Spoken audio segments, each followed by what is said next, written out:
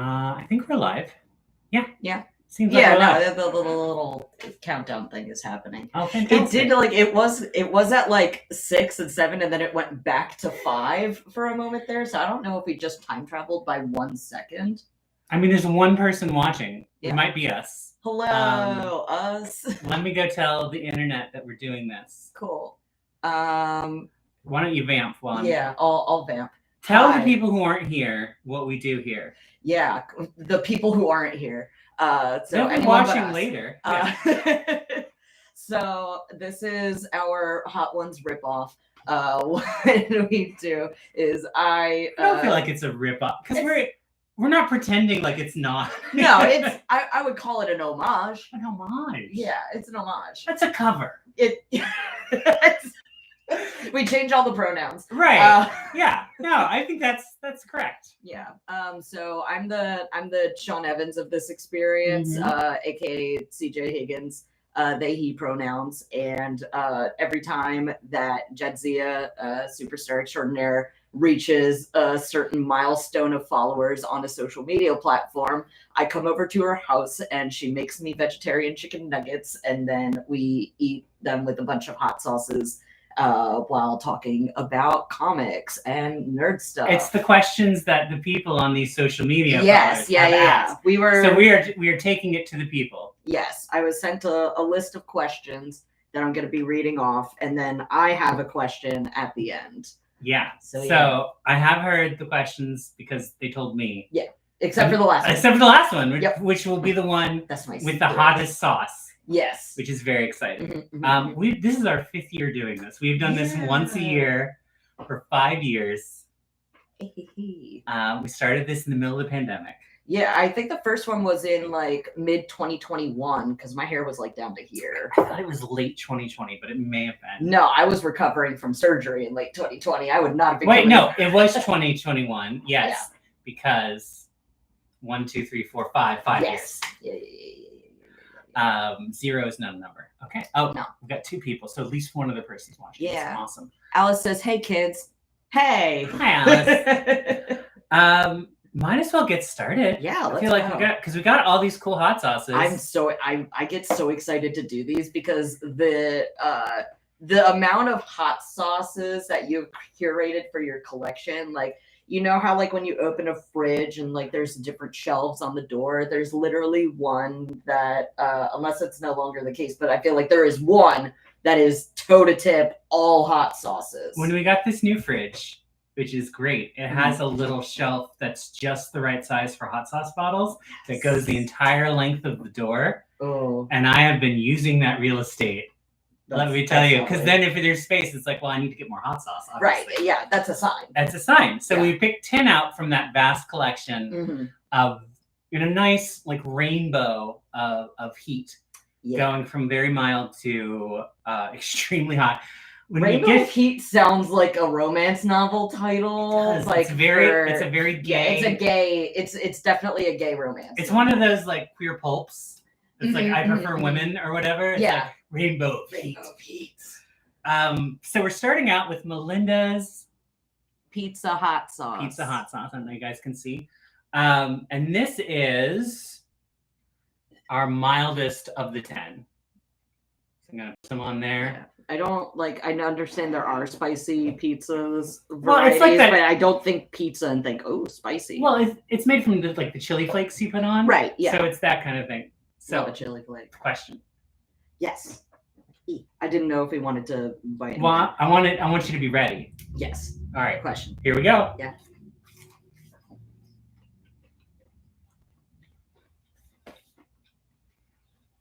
Jay Adidon asks, you are an accomplished cook. What recipe or cookbook do you recommend for folks who want to start down that road but aren't quite sure how to begin?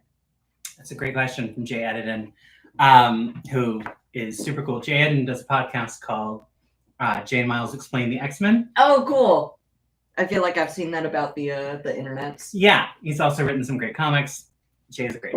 So probably the best cookbook you want to start with is Alton Brown's I'm Just Here for the Food. No, wait. No. Scratch that. Forget it. Toss it out. The best one to start with. taking all back, is, and this is good because like you're queer, I'm queer. Let's not prop up straight people. No. Ted Allen, the original Queer Eye food guy, wrote a cookbook called The Food You Want to Eat, and that is the correct title. It's not just a clever one. It is full of like very basic American food that maybe you always felt you should already know how to cook. So it's like fried chicken and Brussels sprouts and like all of this stuff that's like, I know there's a way to do these things.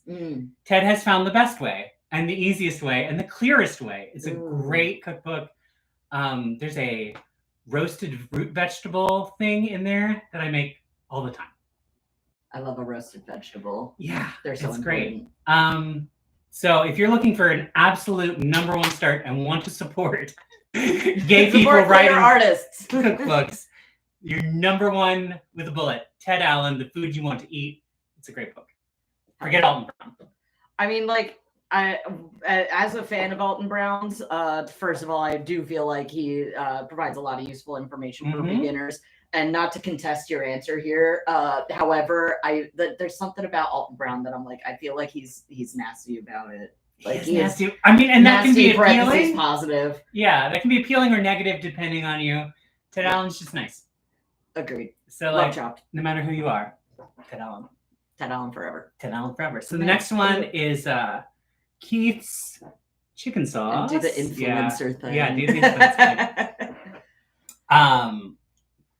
I remember this was in the first time that we did. Yeah, I like and this I sauce got a lot. Bottle of it for myself because I really liked it. Yeah, this is my wife's favorite hot sauce. My wife doesn't like hot sauce, but she likes this. And the secret to it is that it has a little bit of spice in the front and then disappears. Yeah.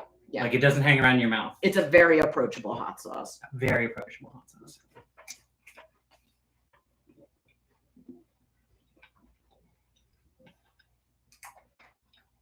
T-Berry Blue asks, what is your favorite style of hot wings? Do you eat them with blue cheese, ranch, both, or neither?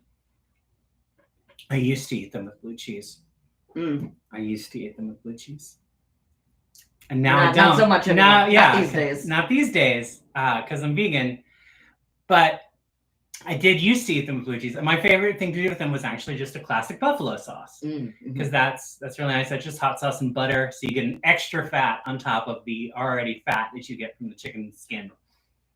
Beautiful. There's a place near here being my house. Yes. That does a really nice seitan wing with a vegan buffalo sauce. And I get that way more often than I should because I love it. Because I do love a buffalo sauce. Yeah. And I do think that blue cheese is the perfect condiment for hot wings. So you have that cool and that fat.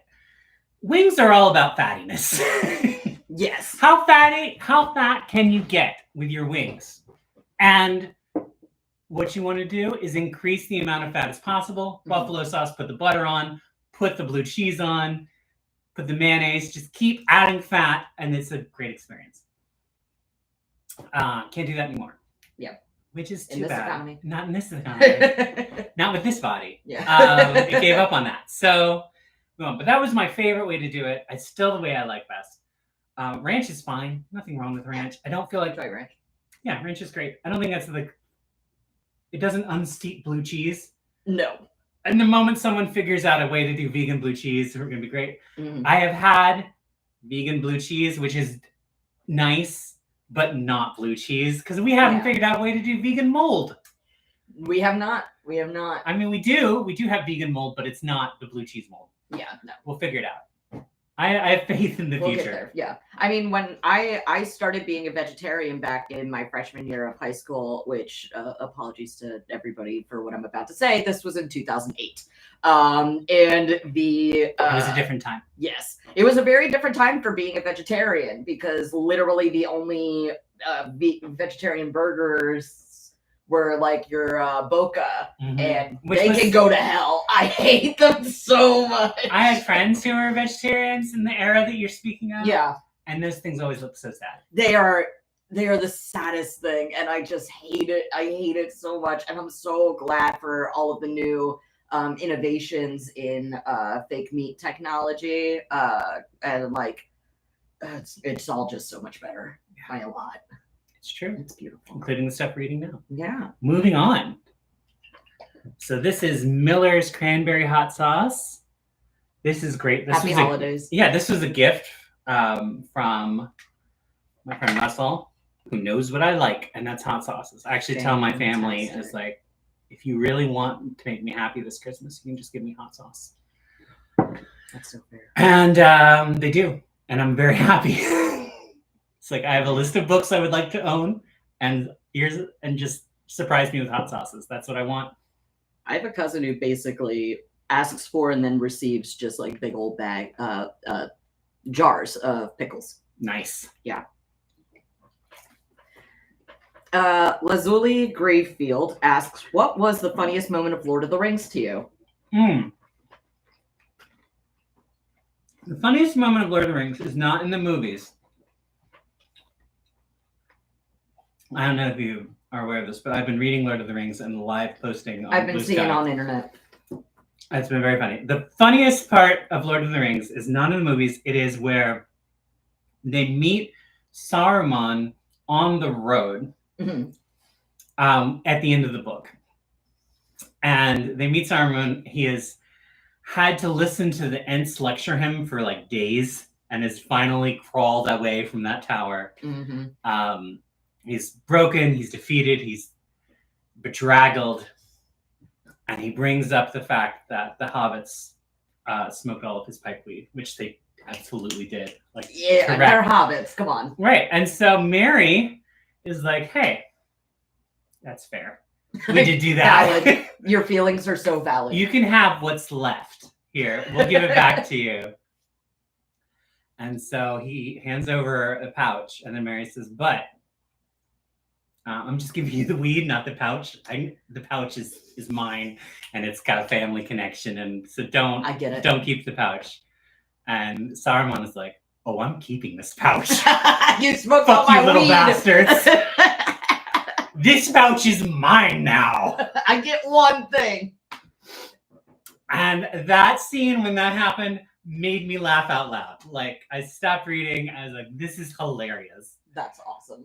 It is not the scene with Saruman at the end where he like has taken over the Shire, and it's not the scene of Saruman where he like mind controls everybody, but it's like this one little thing where it's like, man, that guy's such a piece of shit.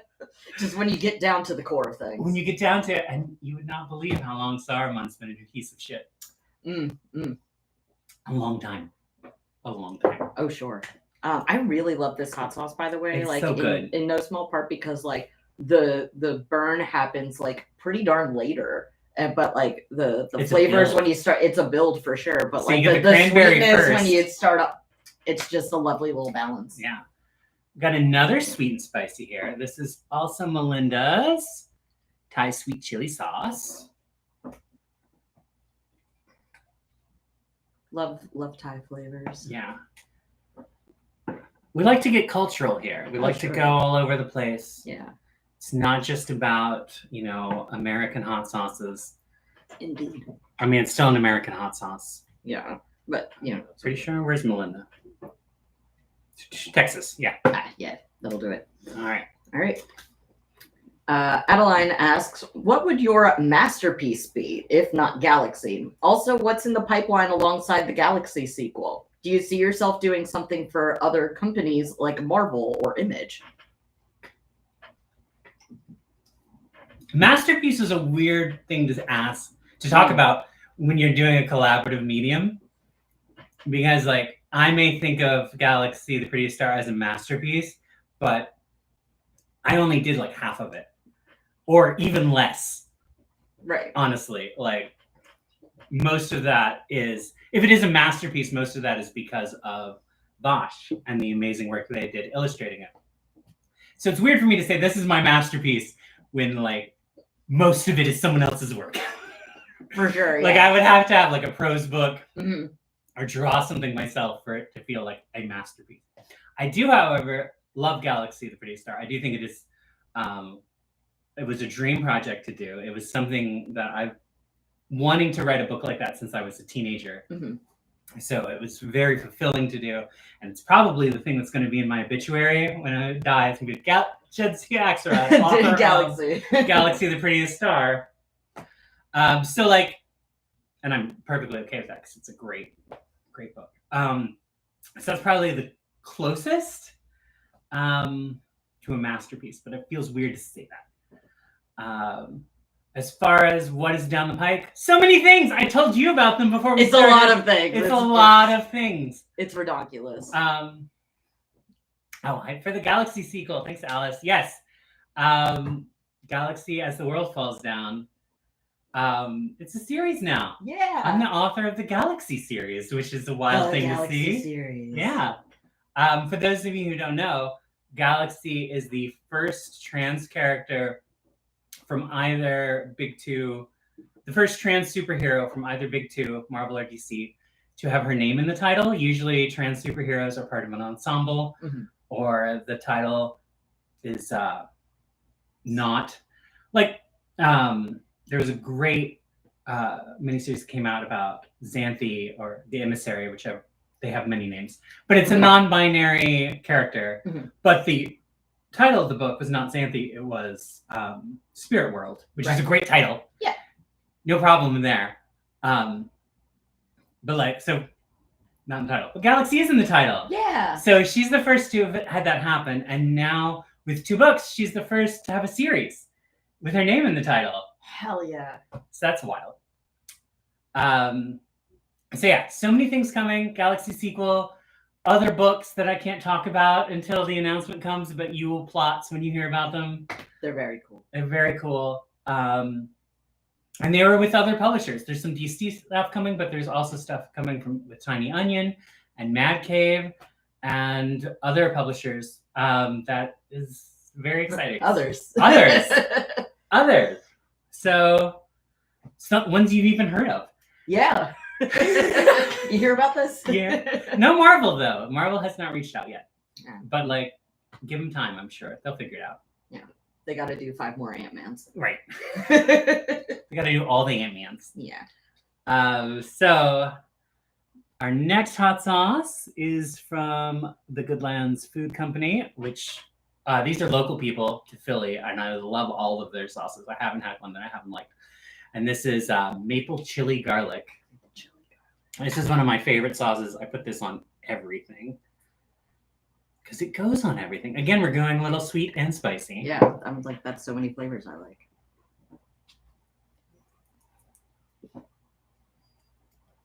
Okay, there we go. All right, you ready? Yeah. Yano asks, I found you because of Lego posts you did a few years ago for the Daily Brick Limit Challenge. Do you still build with Lego? What would your Fantasy Galaxy DC Lego set be? I do still build Lego. My daughter is into it right now, which is great for me because I love building with Legos. So there have been many a time where we've just sat there making spaceships with each other, which is just the greatest time. So that's the main thing I'm doing has been making spaceships with my daughter, playing Legos. That's awesome. It's great. And she has quite a collection now. A friend of ours gave her his old Legos when he was a child. He didn't realize his parents still had them. So she's got now a huge amount of Legos to play with. And we have fun. No. That's great. As far as a Galaxy theme set, I would love a Planet X, the gay club in Metropolis. Yes. It's 2 stories and that opens up and stuff. That would be ideal. I love the things that they do with like play sets that are housed, like the X-Mansion set. Have you seen this? No. They did an X-Mansion set for the X-Men. It's huge and incredibly detailed. And like they did I owned a Batcave one. I still do technically own it. It's all in component pieces right now. Yeah. I should take out the instructions and rebuild it. Yeah. But like I love that when it's the big playset things. So I would want the gay club with its 2 levels, dance floor on top, bar at the bottom. That would be great. Planet X, that's the place that I want. Yeah, that's a pretty standard structure for a lot of the bars in Philly. Yeah. So that was the inspiration. The representation. Yeah. I love it. What we got next? We got Mr. Hot Stuff hot mustard sauce. Mr. Hot Stuff does some great stuff. This is a North Carolina brand. My sister lives in North Carolina, and she sends me great North Carolina hot sauces, of which this is one. It's also nice to throw a little mustard in there to break up the palate. We're midway through now, so good time to add some mustard. Put a little mustard on it. Yeah. Use a bit of mustard. This is when it starts to get serious. I want everyone to know. Yeah. Like, this is the first of the serious hot sauces that we're going to be dealing with. All right. Sudandri asks, what's your favorite event you've done so far?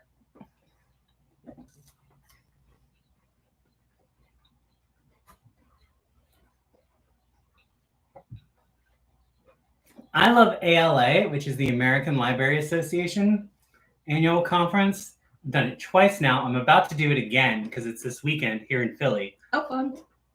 Which is great. Ooh, that one gets you. Yeah, no, yeah. It gets you on the swallow. About to get the water. But it's great because it's like any other convention you've ever been to, except for it's extremely quiet because it's populated entirely by librarians.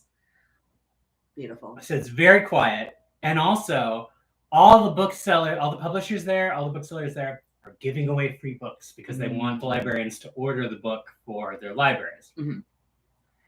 So you go there, it's very quiet, everyone's giving you free shit. There's no downside. That sounds amazing. The first year I was there, they had a little area where you could pet bunnies. Oh my goodness. I know. That's very good. Yeah, that's a great show. I'm looking forward to this weekend because I will be signing there because I'm local. And there's not really a reason for me to be signing there. I don't have a book coming out this year. Galaxy is coming out next year. But DC did not have to pay for me to be there because I'm right here. So I just walk over and do it. That's awesome. So they were like, do you want to come? And it's like, of course I do. Yes, absolutely. ALA, I want to get some free books and also be in a convention setting, staff populated by librarians. Yeah. Win-win-win. Win-win-win-win-win. So we got another Woodlands here. And this is the Lemon Love hot sauce. Ooh.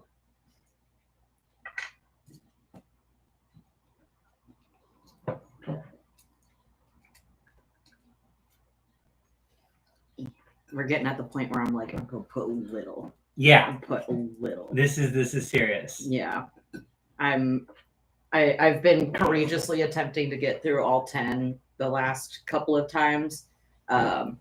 It's okay if you want to tap out at any point. Yeah, we'll see. I behold myself to nothing. All right. Lauren Hitsusen. I don't know how to pronounce the last name. I apologize.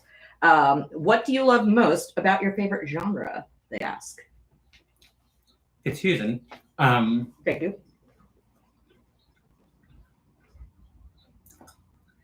I mean, my favorite genre is superheroes.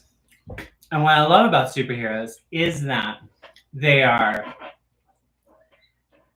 encapsulate all other genres. So you can tell any sort of genre story you want to tell with superhero characters. You can tell a mystery, you can tell a Western, you can tell a space opera, you can tell a slice of life character study. Like, there's no limit because they eat them all up. And you can also combine those other genres together. Yeah. And have a space cowboy story. Yeah. So I love that because you can do anything with them, and you can have all these genre stories, and that's why I like them. Heck yeah. Also, cool costumes. Let's not sell the cool costume part of superheroes because costumes are fun. Yeah, absolutely. And superhero costumes are the most fun. Just strong character design. Yeah. This one's a favorite.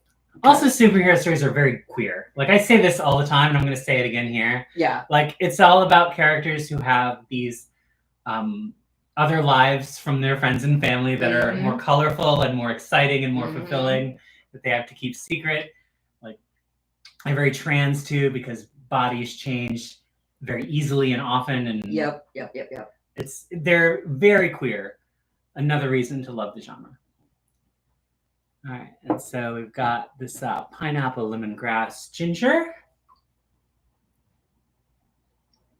Now you've liked this one before. We've done this one before. Yeah, I mean, I love all of those ingredients. Like lemongrass, I'm like, oh, that's nice. But like pineapple and ginger are like top flavors for me. This has also got some meat to it. Yeah.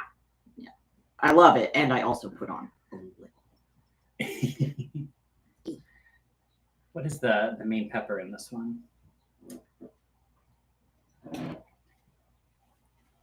Habanero. That makes sense. James R. asks, your read-through of Lord of the Rings was so much fun to follow along with.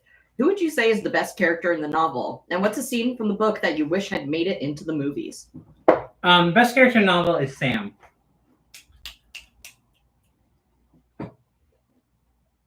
Sam is the best character. Sam carries the protagonist's torch for like the middle section, and then Frodo takes it back once the ring is destroyed, Said, hey, and then hands it off again so that Sam gets the ending. But Sam is the best character, bar none, and is like supposed to be. Yeah. Scenes that are where like the one everyone says, and this is true, is the Scouring of the Shire. It's the ending. And the reason it's hard to include that scene because the battle is already won and it's an anticlimax scene. Yeah. But it's so important for Frodo's arc that his whole reason for leaving is that he doesn't want anything bad to happen to the Shire. So he leaves, something bad happens anyway. And then it's like, well, this actually I can handle because I've been through so much worse. Yeah. And he doesn't. It's really interesting to see that the other hobbits who have been through war are like, all right, let's bring war back home then, since there's bad guys here who need to be taught what war is. If we're doing war, let's do war. And then just slaughter these bad men who are taking over the Shire. But Frodo doesn't, because of his experiences, and doesn't want to carry a sword and doesn't want to be a fighter anymore. And just like through force of personality, and it's like, you need to leave. All of you need to go. This isn't your home. You need to stop what you're doing and leave. Go right now. Nice. And it's like this thing. It's like, you don't have to bring war home, but you also don't have to suffer Nazis on your doorstep. Correct. And like, that's the arc of Frodo. And I love that. I really did. And it's a shame that that's not in the movie. I see why, because it's like a whole little movie in and of itself. It's like, but if you take that away, you have the thing that happens in the movie, which is that Frodo doesn't really have an ending arc. Yeah, he's just like, I did it. Okay, bye. Which I would probably do that too. Like, okay, I did all of this. You're just not going to see me again. Yeah. Another scene is there's a part right before they do the final push to Mount Doom, Frodo and Sam, where it is heavily implied that they fuck. And that there's literally a line where it says Sam comforted Frodo with his arms and body.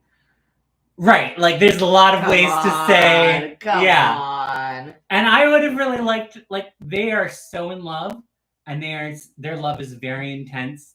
And especially at that point, and it makes sense for them to like have this very intimate act right before they do this last push where they are positive they're going to die.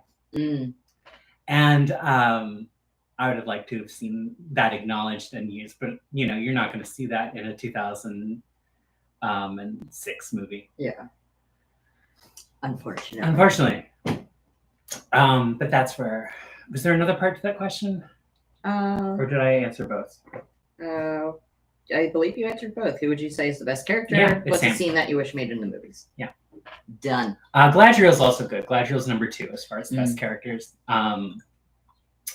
But Sam is 100% the best character in the whole book, and purposefully so. Yes. I haven't read the books, but I've watched the movies. And do I openly weep during Sam moments? Yes, I absolutely do. Oh my gosh, Sam is so much of a better character in the book. Like they give some of his best lines to other characters to spread it out, because otherwise, like everyone else is just gonna love this guy and nobody else. Yeah, exactly so. Did you tell the people what sauce? Oh, I did not. This is just so excited. Taco vibes only. Ooh. This is super hot. This has serrano and reaper peppers, and also ghost peppers. All right. This is a really. I've sampled all of these because I had to make sure where they fit in the thing. And this is intense. I'm doing little. Yeah, that's good. Yeah, it's got a little. People in my life who love me, don't worry. There's got a little gauge on it that says that it is deep into the red. Extreme. Yeah. So yeah, it's valid. Celestial Witch asks, how hard was it to get the initial green light for Galaxy? Are there things you had to leave out at the behest of DC? Given the current political climate, do you worry about resistance to making more Galaxy stories? There were changes that were made in the behest of editorial, but a lot of those were structural. I have a tendency to write lots of characters. I love characters. I love putting them all in and having them do their little quirks. So I had a larger cast. That was another thing with Galaxy 2, is there was a larger cast, and I was told, you have to cut this down. And that was the right choice, because at one point, the entire cast is in a double-page spread, and I was looking at that, I was like, I'm asking write a lot of people. Yeah. I did give them a double-page spread to do so, but it was still a lot for them to draw. And so that was, a lot of it was structural, a lot of it was cast-based. None of the gay stuff, none of the trans stuff.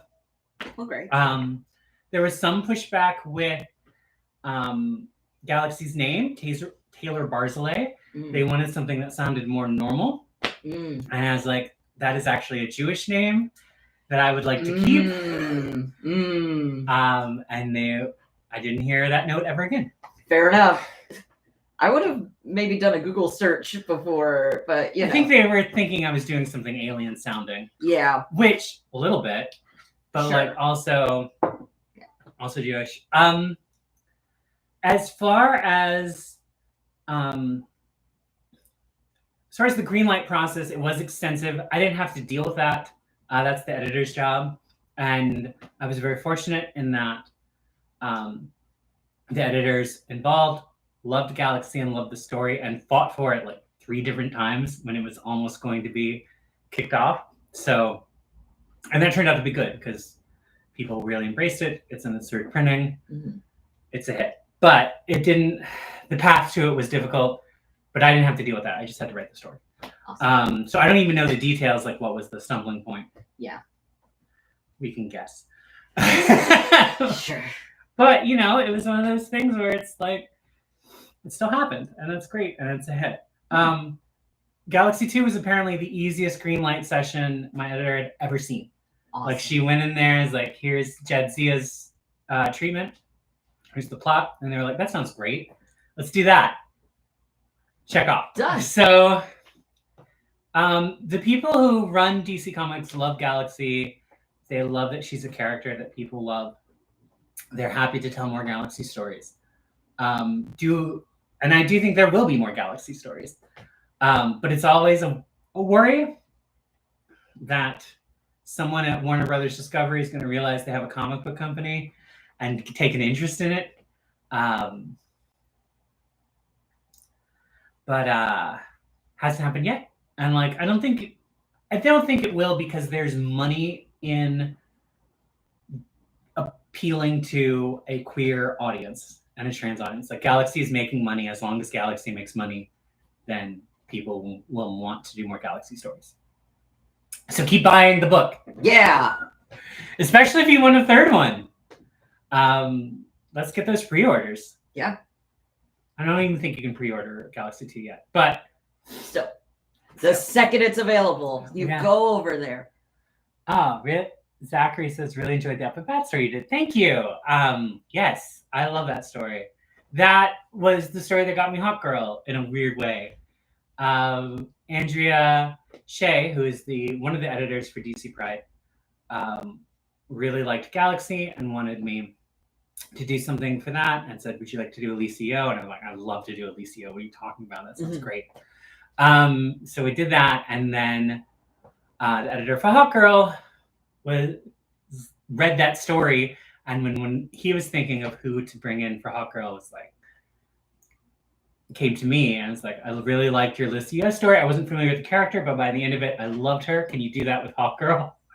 And I was like, "Yes, absolutely." I feel like I did, because I hear that so often. It's like, I never cared about Hot Girl and then I read your book, and now she's my favorite. And I was like, that's the goal.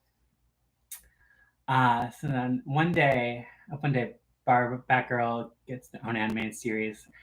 Oh yeah, it would be great to do an animated series. There's a DC cartoon, Batman Brave and the Bold, and they did a little, like, on the last episode, did a little clip of like a Batgirl cartoon that was never going to happen, but it was like a funny little like tease thing, and I was like, that cartoon looked so cool. Yeah, but what if you did it for real? What if they did it for real? That would have been so great. Don't say psych. Yeah.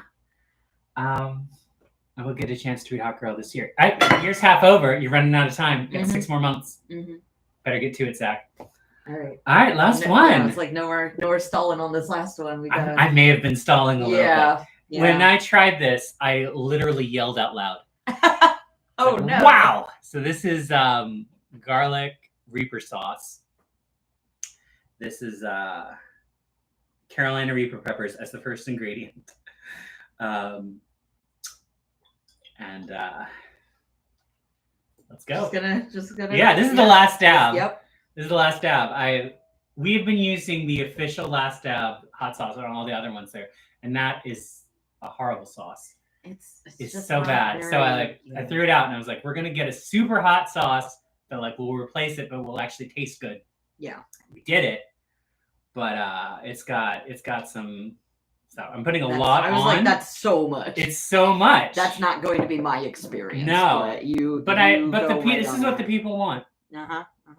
They're nasty. And this is a question that you have. Yes. That I am not aware of. So let's see if I yell this time. All right. Congratulations. Some wizard guy has showed up in your house to tell you that your uncle has been keeping an extremely powerful ring for ages, and now it has to be destroyed. After leaving a bunch of fireworks unsupervised, he gifts you a phone book which can contact anyone at all, real or fiction, alive or dead. Who would you call upon to be in your fellowship of the ring? Oh man, that's such a good one. That's hot. J.R.R. Tolkien, number one. Just because we got some talking we have to do, and so I don't know how useful. I don't know how useful he'd be, but definitely Eugene Sandow, the strongman, the man who invented physical culture and exercising as we know it, found to be useful. Sure. Also like to bake, so maybe he'll do some good chocolate recipes while he's there. Speaking of food-based additions, Julia Child, also a secret agent. She's got stuff she knows. Wow. How many? Yeah, no, this is I don't know. It's whoever you're inviting. Yeah, all through time. King Arthur count? He's probably not real. I think anyone counts that is an established a person or character in the cultural zeitgeist. Sure. All right. King Arthur then. Great. I'm gonna have to go to the water just to think. Yeah, I don't know if y'all saw how much she put on this, but like, Lordy Lou. It may have been a mistake. Yeah. I put on the smallest amount and I'm dying a little bit. So like, I can't imagine what you're going through. It just doesn't leave. That's the problem with no. this sauce. Oh no, it's still here. It's still here. Oh. She's still making an appearance. I can't drink milk anymore.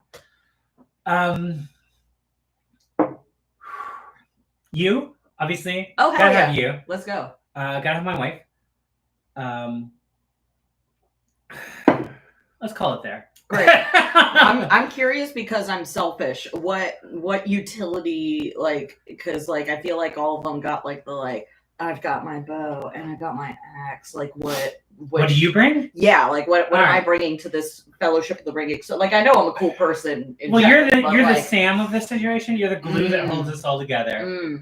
I've seen you perform this role in social situations.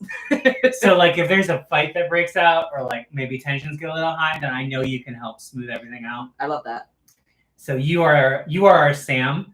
You're steadfast, you're reliable, and you bring up the room. Heck yeah. I'll have to work on my lifts if do, I'm gonna carry you up Mount Doom. Well, that's why my wife is there. She can carry That's yeah. We can work together. We'll just do like a little like yeah. There we go. Delivery. I guess we're all out of hot sauces. That's the right one. That was brutal. You just had a little tiny bit. I had a little, and it was still tough. It was delicious. Yeah, it was great. really good. It's just also really hot. Like for a second, I was like, because it sneaks up kind of. So I was like chewing a bit, and I'm like, oh, like this like tastes good. Like maybe I didn't put on enough because like I'm not dying. And then all of a sudden it was like. You get the garlic first, which is nice. Yeah. And then, because so often with these super hot sauces, you just have the heat. So you have that garlic, and then it's like, oh, that's not so bad. Boom! Yeah. Yeah, that's intense. Right. Delicious, though. Yeah, we're going to make it through. Yeah, we made it. Yay. Thank you all so much for joining us for this. This was a fun thing that we do. A delight as always. Once a year. And thank you, CJ, for being here. Thank you for having me all of these times.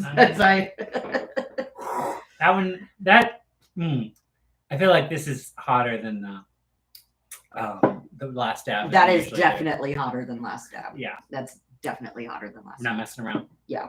We go hard. Yeah. For you. You. The fans.